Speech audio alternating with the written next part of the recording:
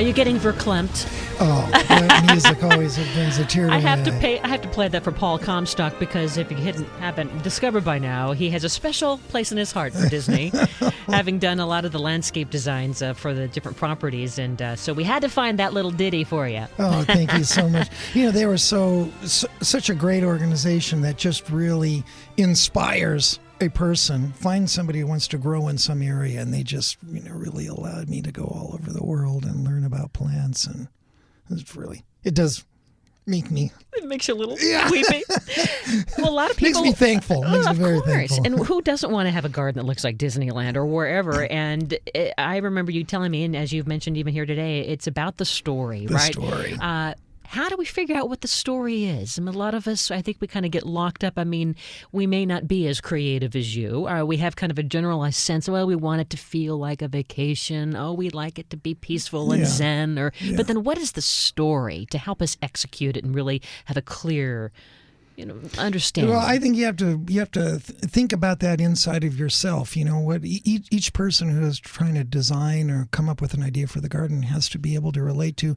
Where do they want to be? What do they want to feel? Do they want to feel like they are, baking out on a pool deck in Las Vegas, or do they want to be in a Hawaiian tropical paradise type of a garden, or do they like a mountain feel that's kind of breezy? So you have to create a vision. I think it starts with a vision and an internal idea inside of your mind. Like a storyboard.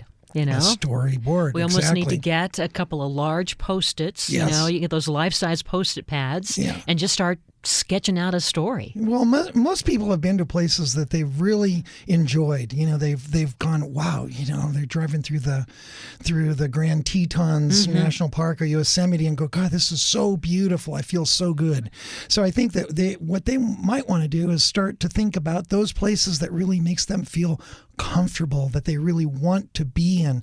Not so much what the neighbors across the street are doing or what somebody says they're supposed to do, but really what turns them on, what makes them feel good on inside. I mean, we want to have fun, right? We want to enjoy our life and our precious time on earth. So from that, there will be a story. Where is that place located? Is it in Aspen?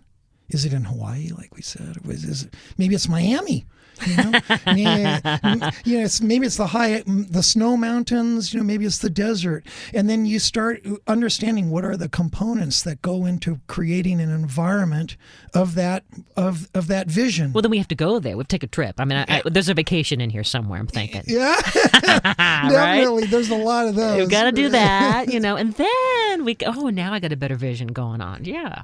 And so you start. You need to create your story. You have to create moments of that will lead people so that when somebody comes into your story, your garden, then there are key elements that help tell your story, like of something at the view, at the end of a long view, or a little corner, a little piece of a little water element. Maybe there is a comfortable set of chairs or a little tea table or something to sit under, and then you have a view to something. Maybe it's sitting under something. Maybe you're looking at or you're backdropped by something. Maybe it's an interactive thing where you actually incorporates like a swimming pool that you actually can participate in it. So you work out these elements, and then those are the things that you're going to want to set up in key positions around your garden space, whether it's large or whether it's small, so that those elements are prominent in your story. It's like, what are the key elements in a movie or a television show or the last great book that you just read? What are those key chapters, those key turning points?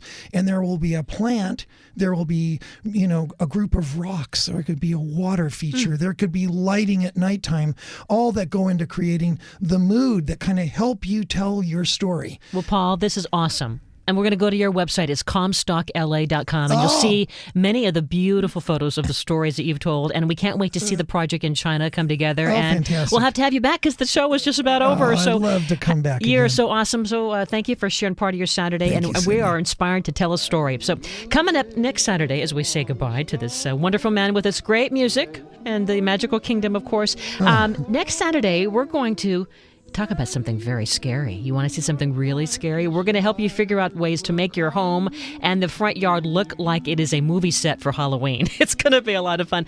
Home Wizards every Saturday from 2 to 4. Be sure to check out the website, CindyDole.com. And until next time, the key's under the mat. Bye-bye.